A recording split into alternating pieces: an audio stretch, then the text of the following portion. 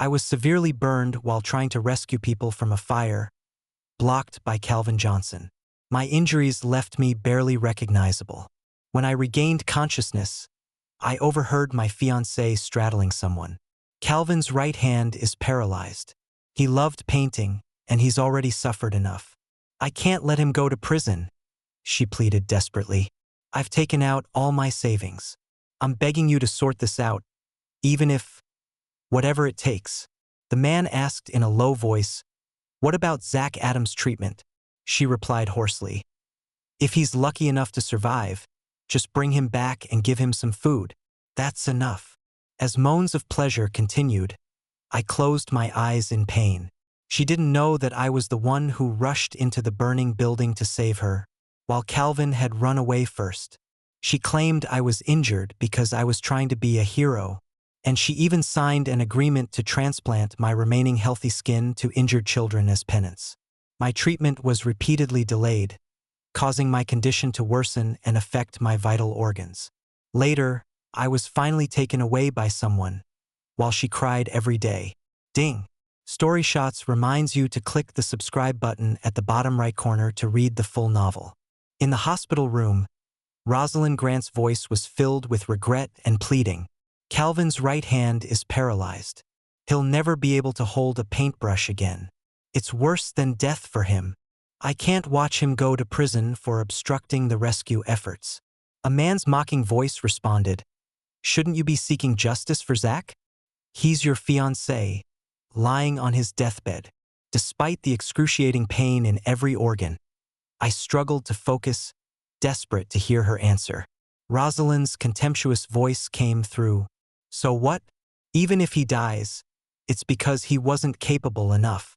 Besides, ever since Calvin risked his life to save me from the fire, I vowed to put him first in everything." The man seemed to hesitate. Rosalind urged, "Don't hesitate. I know you have the power to sort this out. I'm begging you to help me. I'm willing to exchange what you desire." She was pushed down, and moans continuously echoed. I lay still, my heart feeling squeezed, my breath trembling. I never imagined that while my life hung in the balance, my fiancée would be desperately pleading for the one who harmed me, even willing to sell her body. If Calvin hadn't deliberately obstructed, neither I nor the little girl I rescued would have been in danger. A young female doctor pushed open the door, then turned away embarrassed. Rosalind pushed the man away and shouted, "Come in!" The doctor checked the machines beside me and frowned. "Ms. Grant, Mr. Adams' condition is critical. We need your signature for immediate surgery. Otherwise," Rosalind quickly asked, "Otherwise what? Will he die?" "Not immediately, but there's a risk of paralysis." Rosalind exchanged a glance with the man, her expression suddenly relaxing. "Isn't paralysis perfect? This way, he won't be able to investigate the truth. I can lie to him that the case is closed." Her voice couldn't hide her excitement. The young doctor looked uncomfortable. "Ms. Grant, Mr. Adams is a hero who received a lot of attention in this fire. Isn't this too cruel?" Rosalind cut her off mercilessly. "Stop wasting time. How's Calvin now? Is his arm all right? You need to get your priorities straight. Focus on saving him. Don't waste energy on insignificant people." A tear slowly rolled down my cheek. So I was insignificant to her. "Don't worry, Ms. Grant. Apart from the injury to his right hand causing some numbness, Mr. Johnson only has a few minor scratches." She replied dissatisfied, "What do you mean, only? Even a tiny scratch on him breaks my heart." She demanded the most expensive ointment for external wounds, insisting that he shouldn't have a single scar. The doctor hesitated. "Should we use the ointment for Mr. Adams? He barely has any uninjured areas." She coldly rebuked, "I have my own plans. I don't need your reminders. Starting tomorrow, you needn't come anymore." This young doctor lost her high-paying job just for saying a few words on my behalf. I wonder if she'll regret pleading for me? For the first time in all these years, I realized how much Rosalind despised me. When I regained consciousness, I found myself back at the Grant estate. Rosalind was by my side, helping me drink some water and gently wiping away the moisture with her fingers. "You're a good person, Zack. But you should never have gotten in Calvin's way," she said softly. "I protected him, so I can't protect you anymore." She noticed my missing left big toe and looked regretful. "You're just an ordinary volunteer firefighter. I really can't understand why you'd risk so much to save someone. After my honorable discharge from the army, I joined the fire brigade and would often go out on calls. If it weren't for my selfless act back then, how could she be standing beside me now? I was the one who saved her, but I never mentioned it, not wanting to use it to manipulate anyone. Somehow, my childhood friend Calvin had taken credit for my heroic deed." Seeing me slowly open my eyes, a look of panic flashed across her face. "How long have you been awake? Did you hear what I just said?" I tried to speak but found I couldn't make a sound, so I just shook my head. She comforted me gently. "Don't worry. Your voice will recover in a few days. Are you in pain? Are you hungry?" She brought over a bowl of chicken and vegetable broth. "The doctor said you're not fully recovered yet, so you can only eat light foods. I made this myself, try some." The busy Ms. Grant actually cooking for me herself. If I hadn't seen her put in quite a few sleeping pills, I would have been moved to tears. I turned my head away, and she coaxed softly, "Please, eat a little for me." She persisted in feeding me until the bowl was empty, then smiled with satisfaction. I pretended to fall asleep, and she whispered, "Sleep now, you won't feel pain when you're asleep. If you become disabled, Calvin won't feel inferior around you anymore, will he?" So this was how much she cared about his feelings, even willing to destroy me for it. She received a phone call and answered with a smirk. "The CCTV footage and witnesses, yes, I knew you could handle it. Make sure to control the narrative. Direct all the blame towards Zack." Before leaving, she called in the replacement doctor. "Start with skin grafts tomorrow. Take all the healthiest skin. Apologize sincerely to the little girl's family. Delay the full-body surgery for 3 or 4 days. And don't stop the sleeping pills. If he complains of pain, just give him some painkillers. Remember, keep everything confidential." The new doctor nodded repeatedly. "Don't worry, Ms. Grant.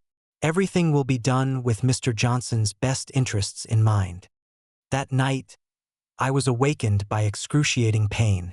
I stumbled out of bed, surprised to find no one around. From the neighboring estate, waves of noise indicated quite a lively gathering. I instinctively walked over. There I saw Rosalind sitting on Calvin's lap, surrounded by a crowd. The culprit who harmed me was unscathed, now grinning smugly. "Thank you all for coming to celebrate my recovery. Special thanks to Rose. She had actually kept him just steps away from me. While he was being pampered, was I to be hidden away, never to be seen again?" I no longer had the strength to stand and collapsed pathetically on the ground. Hearing the noise, Calvin's cronies gathered around. "Well, if it isn't the former golden boy from the police academy. How did you end up in such a sorry state? If it weren't for that familiar face, I wouldn't have recognized you. Why come out looking like this and scare people?" Rosalind stood up, asking in shock, "You're not paralyzed?" A moment later, she realized what she'd said and suddenly turned pale. I tried to prop myself up, but found my right arm seemed to have lost its strength. Would I ever be able to hold a paintbrush again? Suppressing my panic, I looked up at her and asked, "You're disappointed that I'm not paralyzed or disabled, aren't you?" She remained silent. Calvin clutched his head and exclaimed, "Rosie, my head hurts so much. Seeing Zack reminds me of when he smashed a beer bottle on my head years ago." She hugged him compassionately, comforting him. "I know, the headaches are a lingering effect from when you saved me back then. It's my fault." Turning to me, she dropped all pretense and looked at me with a stern face. "I once promised that anyone who harmed Calvin would pay tenfold. Even if it's you, there are no exceptions." She gave a signal with her eyes, and those people picked up the beer bottles from the table and started hurling them at me. I struggled to raise my right arm to shield myself. That arm, which had just scabbed over and grown new skin, was instantly slashed by the glass. Blood and shards mixed together, dripping from my fingertips. but I couldn't feel any pain on my body, only in my heart, as if a huge hole had been smashed into it, leaving me stunned for a long time. There was no need for proof, no need for questioning. She could recklessly harm me based on his words alone. They just laughed at me, not forgetting to compliment the couple. "Ms. Grant, a successful beauty like you deserves a hero like my brother. This Zack, he's so high and mighty. He used to look down on us lot back then." Calvin played along, putting on a pitiful expression. She glanced at me. "If that's the case, I'll leave him to you tonight. Don't go too far." I called out to her, "Rosalind, don't you care about me at all anymore?" I suddenly felt a twinge of regret. If I hadn't exposed all this, would she still be willing to pretend to love me? Impatience flashed in her eyes. "Zack, don't be naive. Since you know everything now, I'll tell you straight. Even if I have to marry you because of our engagement, my heart will never linger on you for a moment." A small dog suddenly ran over and sniffed around me. I froze, realizing that around its neck was the engagement ring I had personally designed for her. "You can forget about going back to the fire brigade. They won't take you back after such a major mistake. From now on, just stay put at the Grant estate and take care of Calvin for me." Under her manipulation, public opinion had already turned against me, transforming me from a hero who saved lives into a useless wretch despised by all. Calvin spoke up again. "Rosie, I think I got too excited earlier. My chest feels a bit uncomfortable." Her expression immediately became worried. "Let's go inside. I'll give you a good massage." I was lifted up by that group of people and thrown into the pond. She paused for a moment, then was immediately swept up into Calvin's arms. She smiled, wrapping her arms around his neck and burying her face in his chest, not sparing me another glance. As I struggled to surface, the little dog rolled in the grass, and the ring was lost. Along with that ring, my last shred of love for her vanished. They laughed as they picked up beer bottles, saying they wanted to play whack-a-mole. Every time I surfaced, they would smash a bottle on my head. I knew how to swim and tried to dive to the bottom, but all I saw were terrifying toads and snakes. I had no choice but to surface again and again, only to be beaten down each time, until I was exhausted and I swallowed several mouthfuls of water. The feeling of suffocation gradually pushed down my consciousness. I was awakened by the cold wind. Rosalind Grant had just seen someone off and was now standing in the courtyard.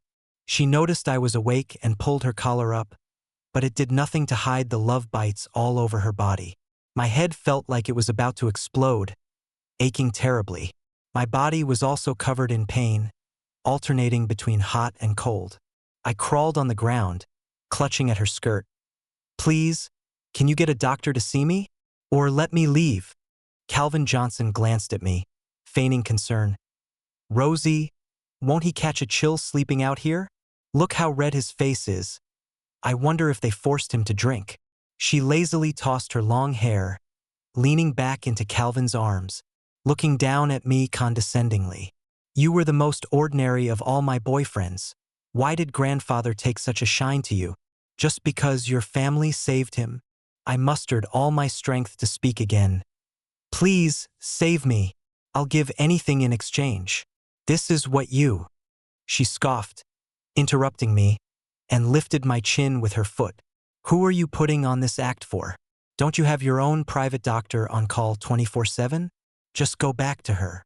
But that so-called doctor wouldn't pay me any mind. She would only laugh as she watched me writhe in pain, then send the video to Calvin in exchange for payment.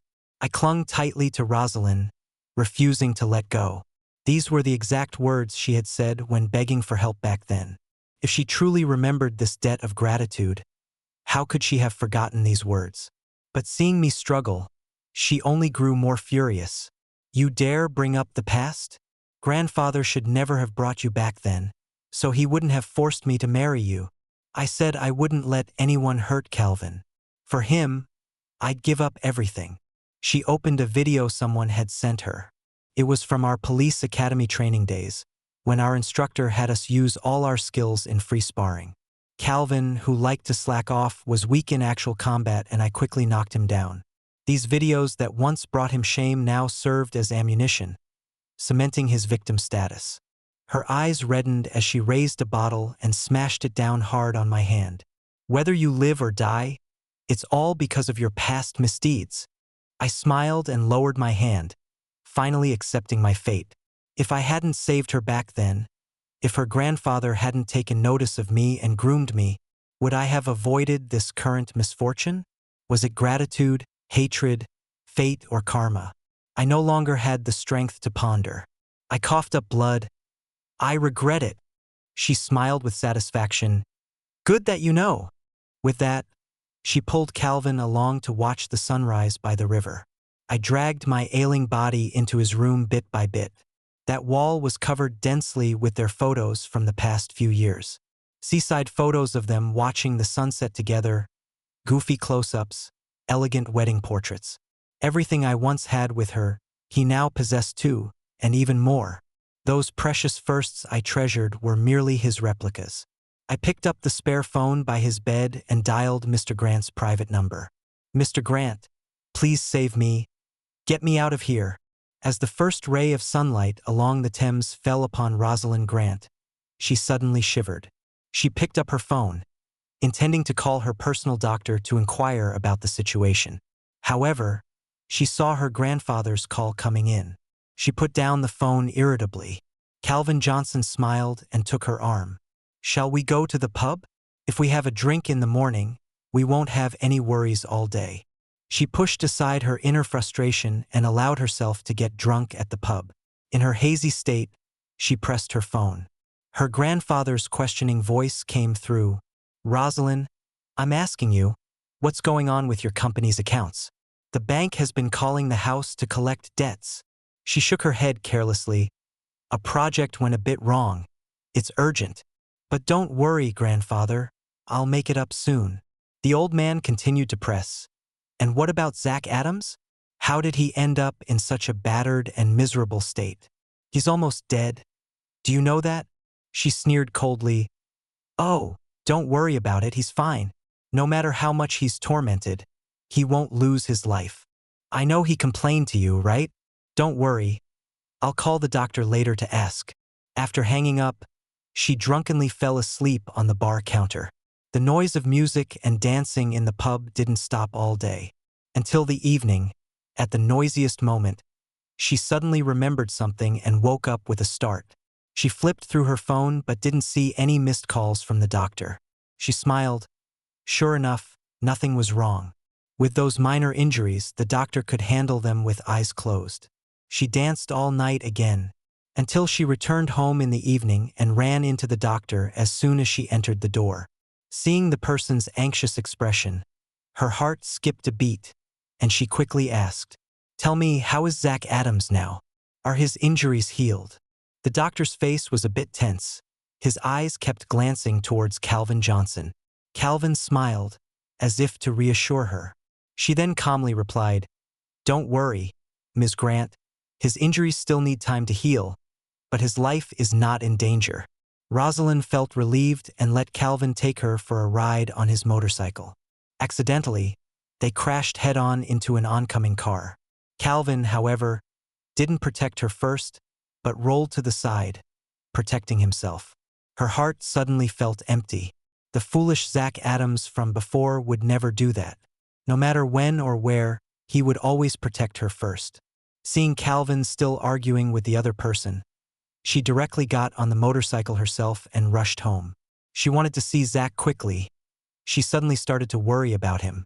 When she arrived home, Rosalind Grant wandered around our estate but couldn't find any trace of me. I wasn't in the treatment room upstairs either. Furious, she summoned the doctor. Where's Zack? What have you done with him? The doctor broke out in a cold sweat. Ms. Grant, I haven't seen him all day.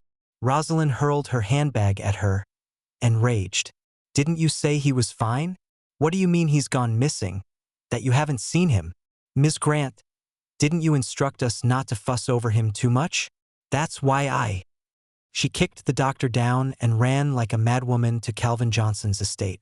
To her surprise, her grandfather was there too, along with quite a few people. Before she could speak, Grandfather Grant raised his cane and struck her leg hard. She cried out in pain and fell to her knees. "Look for yourself," he said, his hand shaking as he played the CCTV footage from that night in the garden. In the video I had just surfaced when I was hit by countless bottles. The pool water churned as a figure struggled. It's like whack-a-mole, but with a filthy rat from the gutter. Why does he keep looking half dead? It's such a bother. Grandfather Grant pointed his cane at her, tears streaming down his face. "Rosalind, didn't you know there were snakes in that pond?" His body was already badly burned, barely starting to heal, and you let him soak in that filthy water. He's got a full body infection and went into shock from near drowning again. "Rosalind, is this how you treat the man who saved your life?" She trembled but remained defiant. "His family saved you, what's that got to do with me?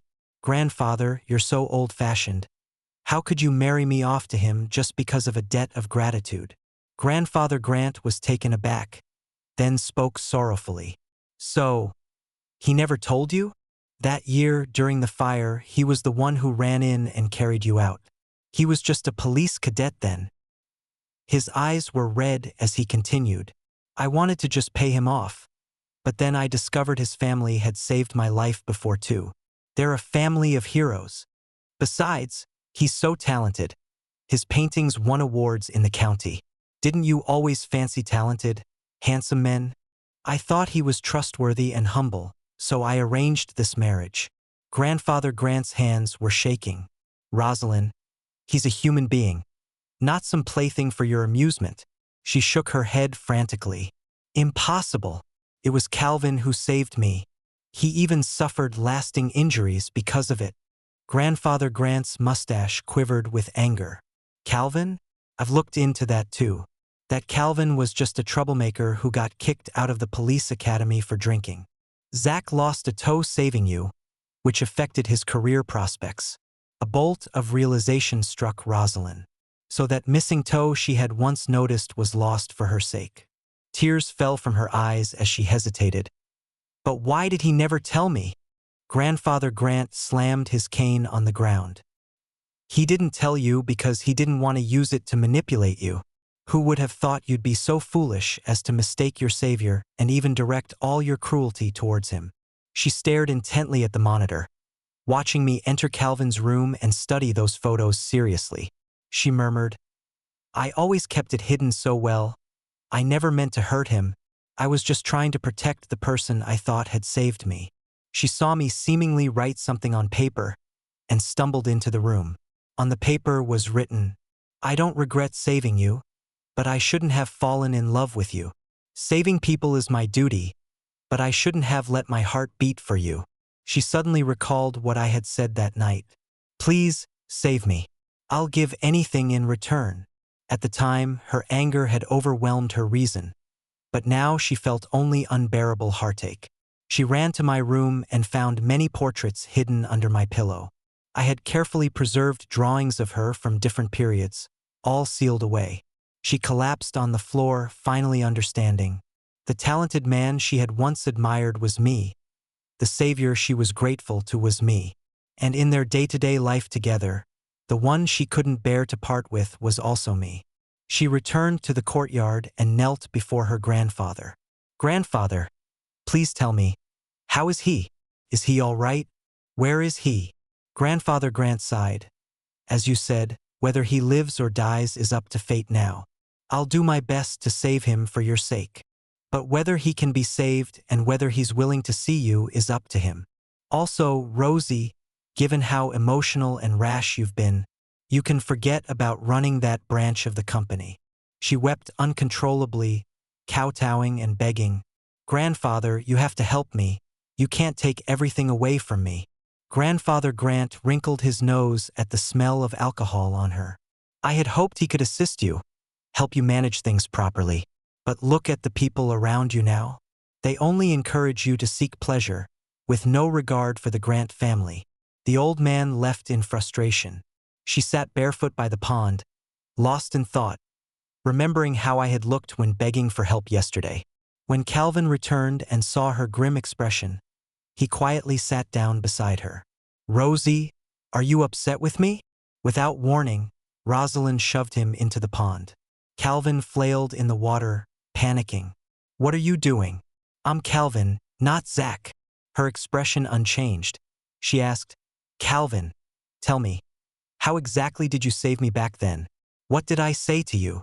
Calvin spluttered. Pull me out first. I can't really remember. It was so long ago. Unmoved, she asked again. Those paintings, did you really draw them yourself?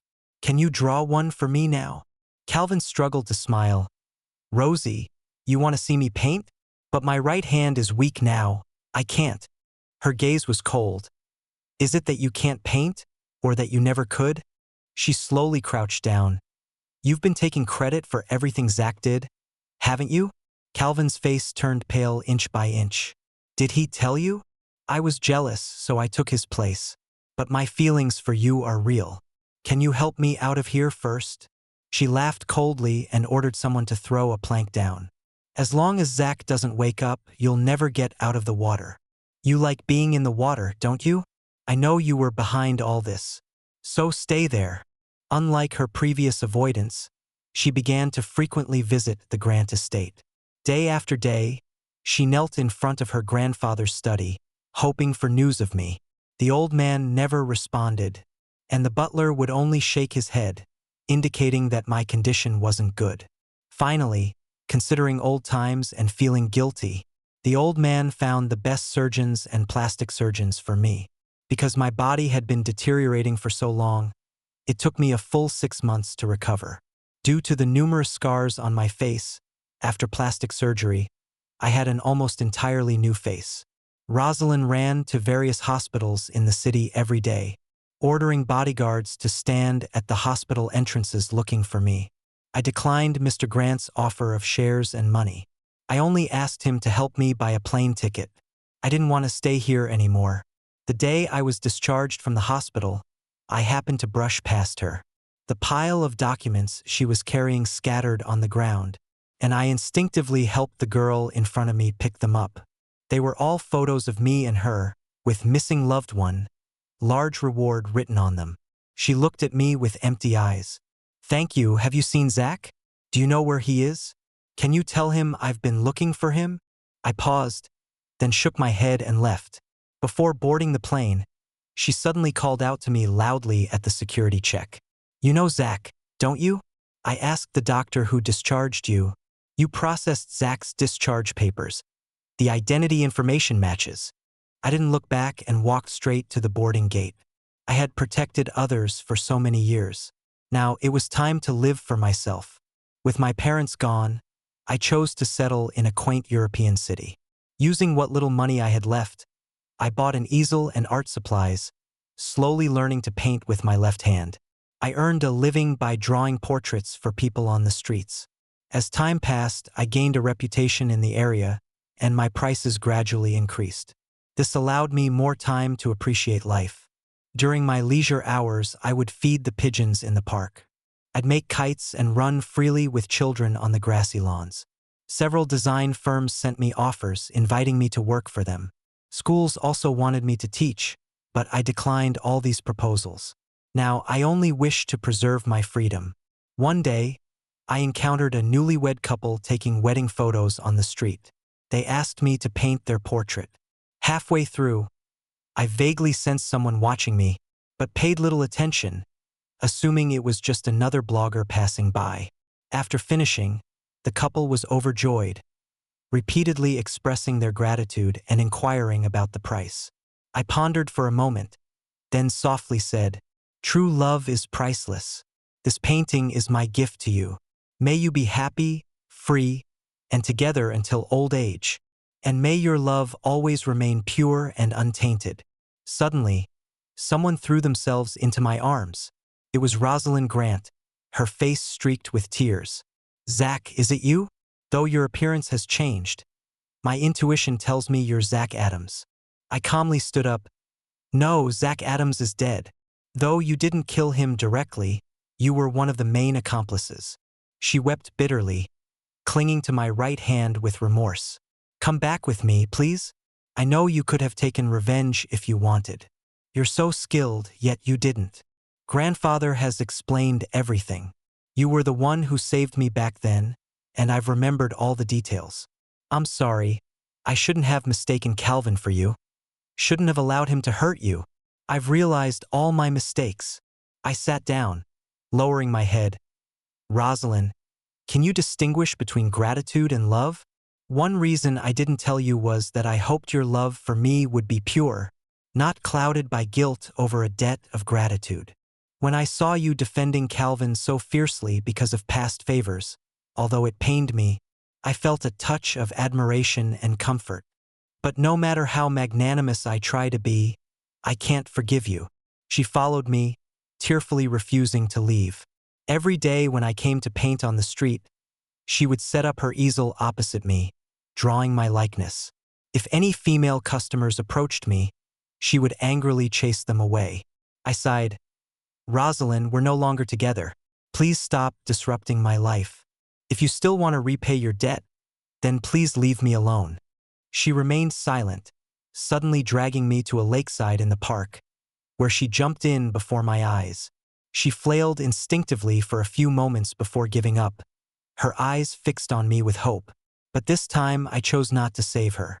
The light in her eyes gradually dimmed. She remained there, suspended, not even calling for help. A bald, burly man jumped in and pulled her out, berating me for treating my lover so cruelly. I said, "This person has nothing to do with me." Water droplets kept falling from her forehead. Her colorful dress was filthy, and she looked utterly disheveled. Suddenly, she burst into tears. I mimicked the way she had once sneered at me. "Is this too much for you already, Rosalind? What if you had been trapped in a fire twice, and upon waking, didn't receive immediate treatment, and the person you loved most, while comforting you, fed you sleeping pills, delaying your treatment?" As I spoke, tears began to fall mechanically from my eyes. Her face turned pale, and she trembled uncontrollably. She wholeheartedly treated another man, even having relations with someone else while your life hung in the balance, all to pull strings to save the person who harmed you. Later, when you had just recovered, you were beaten with dozens of beer bottles all over your body, thrown into a pond, entangled with toads, snakes, and water weeds. Your whole body was infected, you had a high fever, and you begged at her feet.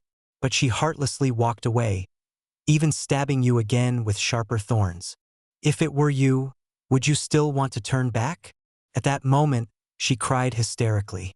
"So you knew everything? You weren't unconscious back then, were you? But I mistook someone else for you at the time. If I hadn't, I would never have treated you like that." I interrupted her. "Rosalind, stop talking about mistaken identities. We've been together for so many years, and you were determined to marry me. Yet you were willing to let someone else use their kindness to hurt me. Even if that person really did save you, it shouldn't have been a reason for you to hurt me." She knelt on the ground, crying so hard she could barely breathe. I didn't realize I was so terribly wrong. "But won't you look at me one more time? Do you despise me that much?" Watching her cry until she fainted, I called Mr. Grant to take her away. Not long after, I received an email. When I opened it, the video showed Calvin Johnson. He had a rag stuffed in his mouth, floundering in a pond. As he struggled, he called out my name, constantly begging for forgiveness. Rosalind had actually built a floating cage above that pond, keeping him there day and night. Those brothers of his who had bullied me were also thrown in there. Every night, she would have someone throw a pile of food in. Those people, like madmen, would grab and snatch in the darkness, sometimes even biting off each other's fingers. The filth from the pond would also creep into their cage through the cracks. Amidst the screams, cries of pain, and biting, they couldn't tell if they were being bitten by animals or their own companions. "I've avenged you. Everything you suffered. I'll make them pay back 100, 1,000 times over." I was utterly exasperated. Initially, she wanted Calvin to pay tenfold, but for me it had escalated to 1,000 times over. Did she think this would move me? Much later, when I was playing the violin in a restaurant, she stood before me again. Her eyes were full of deep emotion as she handed me a document. It stated that she was transferring her shares to me and had issued a statement in the name of Grant Corp, attempting to reveal the truth about that fire. But I knew that post had been mocked by the masses. She tried to defend me, but was viciously attacked, with no one willing to believe her. She lowered her eyes, her voice barely audible. "I'm sorry. I didn't realize that once some misunderstandings are created, they can never truly be erased. But Zack, I really did love you. I was just blinded for a moment. You can feel that, can't you?" I looked at her, my tone calm. "However much love you had, the hurt you caused will be infinitely magnified on that basis. Do you understand?"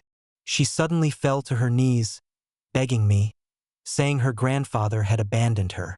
She also said that the families of those people had already started a joint campaign, holding Grant Enterprises accountable, and were determined to send her to prison. Intentional harm, of course, would lead to imprisonment. Moreover, she had personally recorded those violent videos and sent them to me. They weren't innocent, and neither was she blameless. She pleaded deeply, "I'm sorry. I've ruined everything. We could have been together. Would you save me one more time?" Indeed, I had once hoped. Would there be a day when she suddenly discovered that I was the one who saved her when she was unconscious back then, and thus love me even more deeply? I turned away decisively, and she smiled bitterly, also slowly turning away. Bang! A loud noise rang out, and she suddenly threw herself at me, knocking me down. The unexpected robber sprayed the place with machine gun fire, grabbed the golden ornament from the center of the shop, and fled. When I carefully helped her up, she had already been shot. Blood trickled from the corner of her mouth, yet she wore a smile. "After doing so many bad things, I finally had the courage to protect you." She grasped my hand, full of regret. "Zack, someone as good as you? Will I be able to meet you in the next life? Would you still be willing to save me?" Seeing my silence, she let out a painful wail and passed out completely. I quickly took her to the nearest hospital and notified people back home. The doctor said she wouldn't die, but her right arm couldn't be saved and would need to be amputated. Mysteriously, karma had come full circle. By now, the evidence against her was irrefutable: intentional harm, false imprisonment, spreading false information, and obstructing justice. The rest of her life would be spent in prison, slowly atoning for her sins. Love, hate, and resentment would all disappear with time. But faith wouldn't. After everything had settled, I returned to my homeland. I founded a charitable art gallery, exhibiting paintings from children in rural areas, raising funds for them. I always remembered my parents' instructions: to use my hands to help more people, not to waste this life entrusted to me. I would bring light and hope to more people, and I would live on properly.